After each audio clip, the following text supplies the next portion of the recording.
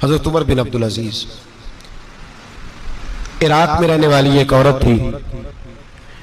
उस औरत का खामद फौत हो गया तो 5 बच्चियां यतीम थी। वो इराक से चली और जनाब उमर बिन अब्दुल अजीज के पास आई कि आप मेरी बच्चियों का वजीफा लगा दें। वो कहती है जब मैं पहुंची ना यहां तो अब तो इस्तकबाल आना जाना बड़े मामलात है। अब तो बच्ची की बारात आए और 5, 7, 10, 20 लोग दरवाजे पे खड़े ना हो तो बारात नाराज हो जाती है। कहते हमारा इस्तकबाल ही किसी ने नहीं किया। तो इस्तकबाल तो अब इस तरह है जिस तरह नशा नहीं होता, ये इस्तकबाल की हालत है, अमीरों से लेके गरीबों तक। मुझे पूछा ही नहीं किसी ने, कुर्सी नहीं दी, आगे नहीं बिठाया, ये वाला मामला है।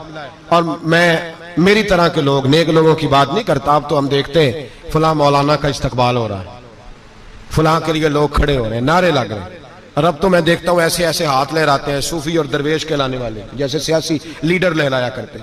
ये क्या तरीका हुआ? ये कौन सा तर्ज जिंदगी? मेरे नबी पाक सल्लल्लाहु अलैहि वसल्लम ने फरमाया जो ख्वाहिश करे कि मैं आऊं और लोग खड़े हों वो तो जहन्नमी है, तो दोज़खी है। सारे वही तरीके हम इख्तियार करते जा रहे हैं, वही प्रोटोकॉल है हर जगह। वो लोग जिनके दरवाजे खुले होने चाहिए थे वहां भी हर वक्त के लिए मामला तय हो गए। याद रखें मेरे नबी पाक अलैहिस्सलातु वस्सलाम ने जो तालीमात दी, हज़रत उमर बिन अब्दुल अजीज रहमतुल्लाह ताला अलैह। औरत कहती है मैं पहुंच गई, मैंने लोगों से पूछा घर कहाँ है, तो कहा वो जहां बोरी लटक रही है ना बाहर, टाट का पर्दा लगा हुआ है, वो हज़रत उमर बिन अब्दुल अजीज का घर है। कहती है मैं दरवाजे पे दस्तक दी तो एक औरत ने दरवाजा खोला तो मुझे बीबी जान के अंदर बुलाया। तो उनके घर के अंदर जब मैं दाखिल हुई तो बड़ा सारा सेन था, एक तानिम कुआं लगा था, एक तरफ एक बड़ा दरख्त था और एक छोटा सा बनाई हुई थी जगह बर्तन धोने के लिए। और बीबी ना बर्तनों को मिट्टी लगा के साबुन लगा के बैठी हुई थी, काम कर रही थी वो औरत। मुझे उसने दरख्त के नीचे बिठाया, पानी पिलाया। कैसे आई हो? मैंने कहा अमीरुल मोमिनीन से मिलना है। कहने लगी बैठो थोड़ी देर में आ जाते। कहती थोड़ी, मैंने समझा घर की कोई मुलाजमा है, मैं बैठ गई। थोड़ी देर गुजरी फिर दस्तक हुई, उस बीबी ने उठ के दरवाजा खोला तो जब वो शख्स अंदर आए तो कहने लगी बड़ी देर से बर्तनों को साबुन लगा के बैठी हूँ, कहाँ रह गए थे? कहती है वो साहब कहने लगे बस जरा मसरूफ हो गया था, दौड़े गए, कुएं से पानी निकाला, बीबी को दिया, उसने बर्तन धोए। कहती है फिर थोड़ा सा सिरका और एक रात की रोटी वो लाई, उस शख्स ने खाई।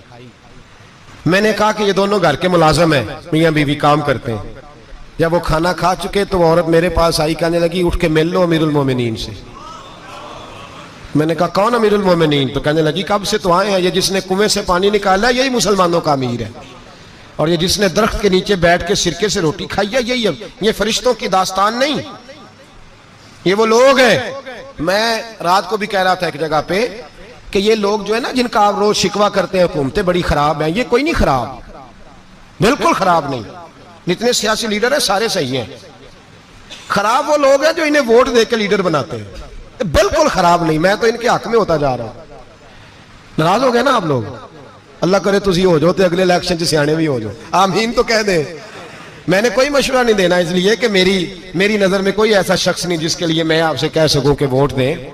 और हम तो ऐसी बात करें तो कई लोग नाराज होकर चले जाते हैं, लेकिन कोई परवाह नहीं, इसलिए कि ये दीन मेरे नबी पाक का दीन सिर्फ मस्जिद का दीन नहीं। इंशाअल्लाह आइंदा जुमे नजरिया पाकिस्तान बयान करूंगा और बताऊंगा कि पाकिस्तान का मतलब क्या, ला इलाहा इल्लल्लाह मुहम्मदुर रसूलुल्लाह सल्लल्लाहु अलैहि वसल्लम। हुजूर का जो कुरान नाफज होगा मस्जिद में, वो कुरान कचहरी में भी नाफज होगा इंशाअल्लाह। और वो कुरान नाफज होने आया है, असेंबलियों में वही कुरान नाफज होगा इंशाअल्लाह। और यही चिराग जलेगा तो रोशनी होगी। बयान करेंगे और डट के बयान करेंगे, आपको बताएंगे।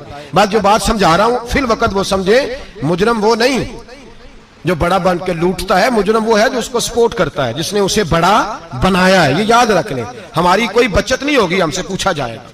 हम सारे कचहरी में खड़े होंगे, अल्लाह सवाल करेगा कि तुम बताओ तुम इनके मददगार क्यों बने थे, तुम सपोर्ट क्यों करते थे, ये पूछा जाएगा और हमने जवाब देना है। बहरहाल आम दाम पर सर मतलब जनाब उमर बिन अब्दुल अजीज रहमतुल्लाह अलैह के वो बीबी गई तो कहने लगी कि ये अमीरुल मोमिनीन ने कहा, उठ के हाजिर हुई, कहा हुजूर मैं इराक से आई हूं, मेरा खामद फौत हो गया, मेरी 5 बेटियां हैं, वजीफा लगा दे। वो बीबी कहती है मेरा दिल था कि ये 3 बच्चियों का 100 दिनार साल का लगा देंगे तो बड़ी बात है। कहती है जब मैं उनके पास गई तो हजरत उमर बिन अब्दुल अजीज को बताया तो वो रोने लग गए और मुझसे माफियां मांगने लगे। मैंने कहा हुजूर आप क्यों माफी मांगते हैं? तो कहने लगे इसलिए माफी मांग रहा हूं कि तू मेरी रियाया में थी और तेरी 5 बच्चियां यतीम थी, तुझे खुद चल के आना पड़ा है। मेरा काम था तेरी खबर लेता, माफ कर दे अल्लाह की रजा के लिए। उन्होंने वजीफा लिखना शुरू किया तो मेरी एक बच्ची का 1000 दिनार साल का लिखा। मैंने कहा अल्लाह तेरा शुक्र है। फिर दूसरी बच्ची का 1000 लिखा तो मैंने कहा अल्लाह तेरा शुक्र है। तीसरी का 1000, चौथी मैंने कहा शुक्र है। जब चौथी का लिखा तो मैंने कहा अल्लाह आपका इकबाल बुलंद करे, अल्लाह आपको हमेशा इसी तरह फलता फूलता रखे। कहते हैं जनाब उमर बिन अब्दुल अजीज ने कलम रख दिया, फरमाने लगे मैं 5वीं का वजीफा नहीं लिखूंगा, 4 बहनों से कहना बांट के इसे भी दे दे। कहा हुजूर क्यों? आप फरमाने लगे जब तक तू अल्लाह का शुक्र अदा कर रही थी मैं भी रब से जुड़ा हुआ था और अल्लाह से डर के लिख रहा था। अब तूने मेरी तारीफ की है, अब मेरी जात आ गई है। अब मैं अगर ये वजीफा लिखूंगा तो इससे अल्लाह राजी नहीं होगा, इससे मेरे नफ्स में रिया पैदा होगी। अब मैं 5वीं का नहीं लिखूंगा, जा और जाके इराक के गवर्नर को दे। बीबी कहती है मैं घोड़े पे बैठी और मैं चंद दिनों के बाद इराक पहुंची। जब सवेरे आके मैंने वालिए इराक को रुका दिया तो वो चीख मार के रोया। मैंने कहा क्या हुआ?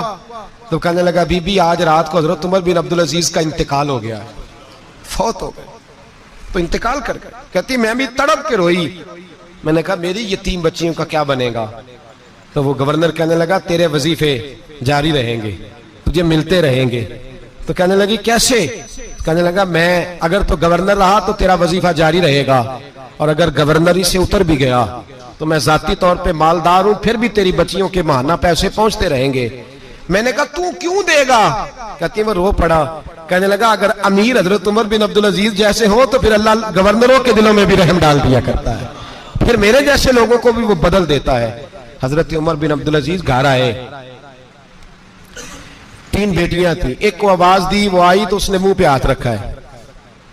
दूसरी को आवाज दी, वो आई तो मुंह पे हाथ रखा है। तीसरी को आवाज दी तो मुंह पे हाथ रखा है। आपने अपनी बीवी से कहा कि ये बच्चियां मुंह पे हाथ क्यों तीनों ने रखा हुआ, क्या बात है? तो बीबी रो पड़ी, कहने लगी 4 दिन हो गए मेरी बेटियां प्यास से रोटी खा रही हैं, 4 दिन हो गए।